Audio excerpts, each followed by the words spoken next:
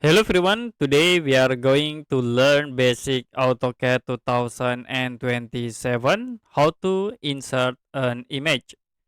So if you want to insert an image, you can type image attach, press enter, and will be show for the select reference file.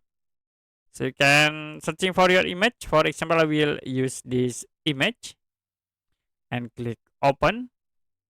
You can use the default settings, click OK again. You can click on drawing area. Now you can rescale here, click to insert the image.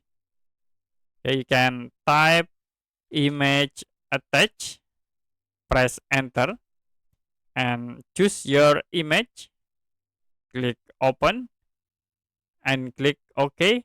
Now you can click on drawing area to insert the image.